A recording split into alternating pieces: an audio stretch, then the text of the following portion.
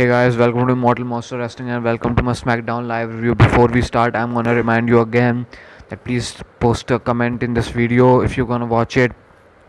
I'll be doing a Q&A video on Friday, so I'll be looking at your comments and I'm gonna answer the questions, or I'm gonna just read your comments in that video.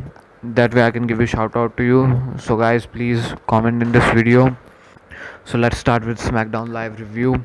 This was a amazing Smackdown show. This was an amazing wrestling weekend because first we had like, if you look at from the New Japan Dominion show. New Japan Dominion show was great. Then NXT Takeover Chicago was great. Money in the Bank was also pretty good, decent. I mean, the later matches were good. Raw last night was great, and SmackDown was amazing this week. So SmackDown started with Paige, and Paige welcome everyone to SmackDown Live, and she announces that we will have Sanity debut tonight, and we will have some gauntlet matches, and we will have Becky Lynch versus Billie Kay. Then we have Carmella coming out, and she says that she was pretty depressed kid, depressed as when she was a kid, and she overcame it, and now she is here winning the championship. Then she laughs like a heel and says, "No, I was very confident and I was moonwalking and trash talking since I was in diapers." Um, and then Asuka's music hit, and then James Ellsworth come out cosplaying Asuka, and then he says that no one is ready for him, especially Asuka. And then he says Carmella is the best woman in this world. She is better than Beyonce, Mother Teresa, Ronda Rousey. And then he says especially she's better than Asuka. Asuka came out looking pissed. She took out Ellsworth, but then Carmella lays her out, which make Asuka looks like a complete chump. The whole booking on the main roster made Asuka look like a complete chump since her streak got broke. She just looks like a chump each and every week, and now is the same. I didn't like this segment particularly because Carmella and Alexa have like same character, and Alexa is especially better than Carmella on the mic. So Carmella as a champion, I don't think it is working. It is the same dynamics on both the Raw and SmackDown Women's division. So I don't think it is working. And this segment was not as good as Rousey and Alexa's segment because it was very difficult to top that, and it was like a bad segment because it made Asuka look bad. So next up we have Becky Lynch the Iconics come out, and then they bury the hometown and then make fun of it, and then Becky Lynch just laughs, and then match starts. Peyton Royce is outside. Billie Kay fights off Becky Lynch. Becky Lynch used some very good maneuvers in the start, the exploder and some shit. She did some very good groundwork because she is very good mat wrestler. But then Peyton Royce distracts her, which makes Billie Kay take advantage, and she posts her. Then Billie Kay starts to work on Becky Lynch. She hits a suplex, and then some different moves and rest holds. And Peyton Royce hits a cheap shot on Becky Lynch, which makes a 2 count. Becky Lynch makes a comeback. She takes out Peyton Royce outside and then comes in the ring, disarms and then disarms Billie Kay with a disarmer. This was an okay match. Both are good workers, especially Becky Lynch, and it was good to see Becky Lynch continue the momentum which she had before Money in the Bank meeting Charlotte, and she was very close to win the Money in the Bank briefcase. I think Becky Lynch could be the one to beat Carmella for the SmackDown Women's Championship. I know they are winning Asuka, but at least they could use Becky Lynch. Why can't they use both? I don't know, but yeah, at least one. They're pushing one lady, one deserving contender. So yeah, next up we have too many backstage promos and segment. Jeff Hardy cut a promo that he still remembers Nakamura blowing him before Money in the Bank, and he has his eyes open for him. Then Sanity cuts a promo that Chaos will be here tonight and they will be here tonight. And then Daniel Bryan is backstage with Renee Young, and she asks him if he what is his strategy to win the Money in the Bank. He says he has lungs, and he has his body, he has his lungs, and he has a heart, so he will survive the gauntlet match because he is number one entrant in it.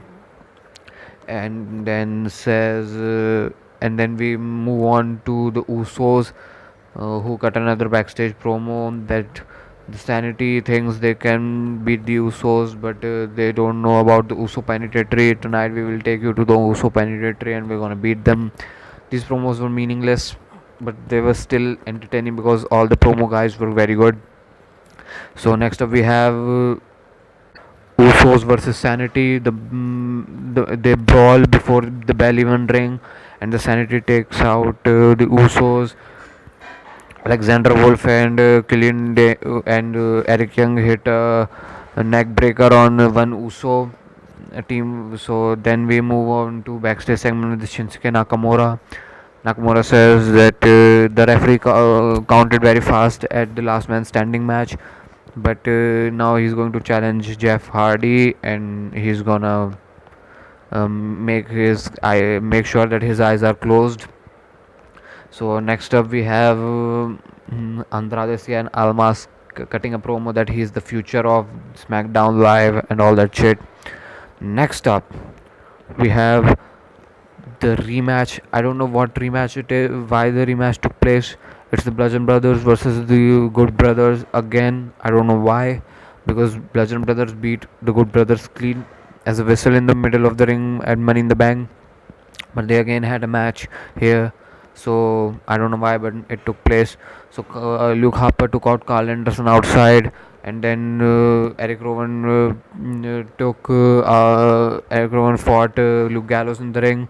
He superplexed Luke Gallows in the ring, and then they both started working on Gallows was cut out by Harper and Rowan again and again before he super kicks Harper and then tags Carl Anderson comes, hit a crossbody on Luke Harper, then hits a spine buster, but then Luke Harper hit a bossman slam on him, and Eric Rowan takes out Luke Gallows out on the floor, and then they hit a killer bomb on Carl Anderson in the ring for the win. So it was just a match. It was an okay match, and I don't know why this match took place, but it doesn't matter because the next up we had a great gauntlet match. It was not as good. I think this gauntlet match itself was better than the Raw gauntlet match. That match was that good because of Seth Rollins alone. When Seth Rollins got eliminated, it got pretty boring, I personally think.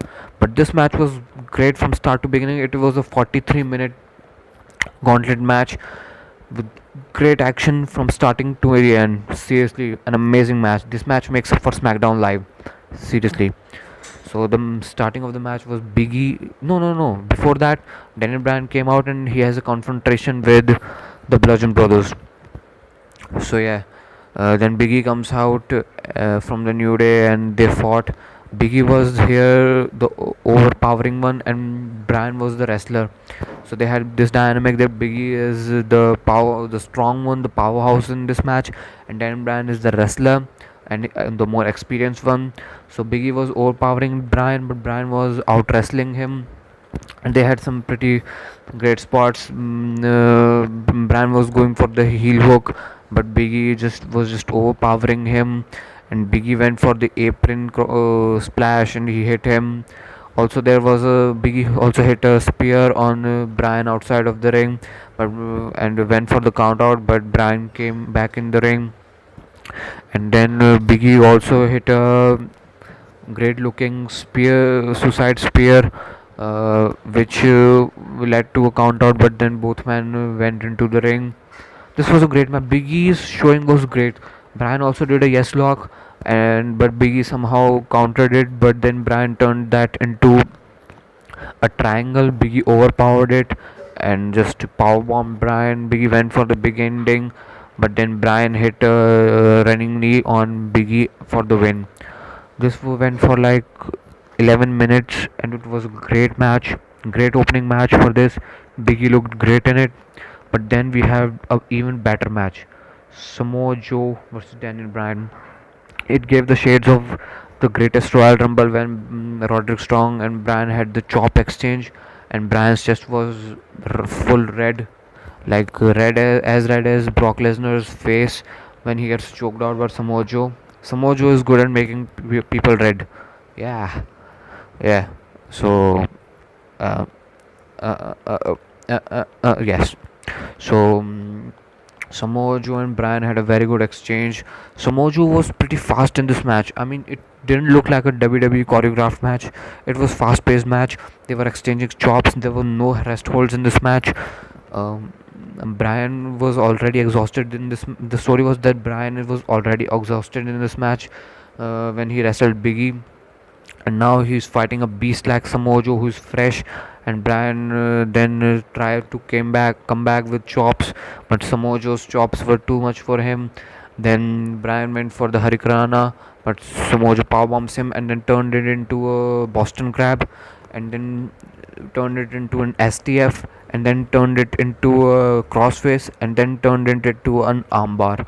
So there was a very good submission game with for Samoa Joe, but Bryan somehow managed to catch the ropes.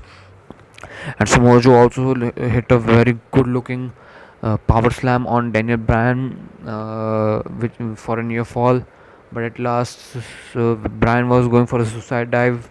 Joe just went side and gave a hit a coquina clutch on Bryan.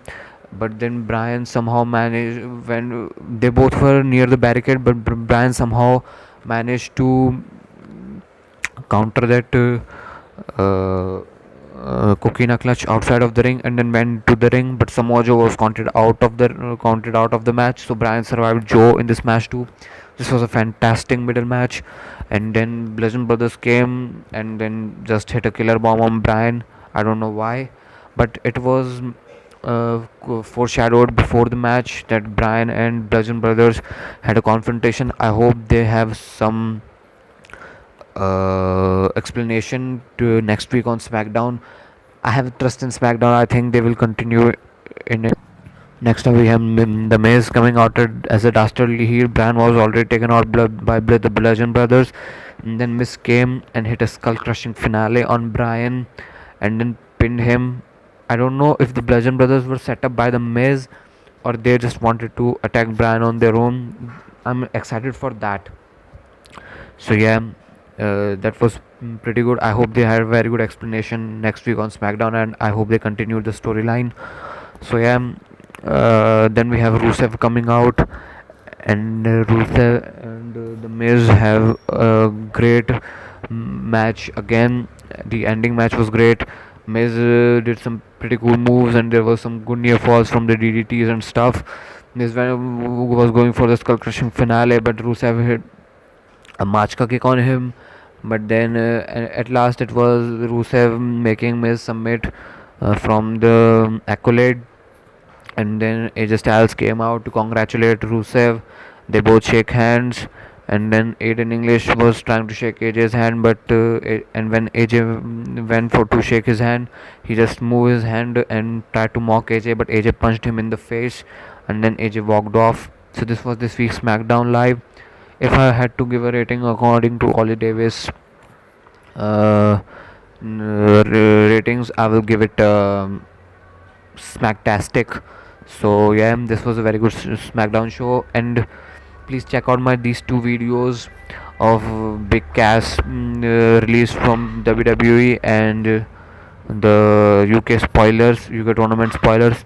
Thank you guys, have a nice day, and please don't forget to comment on this video. Thank you guys, and have a nice day.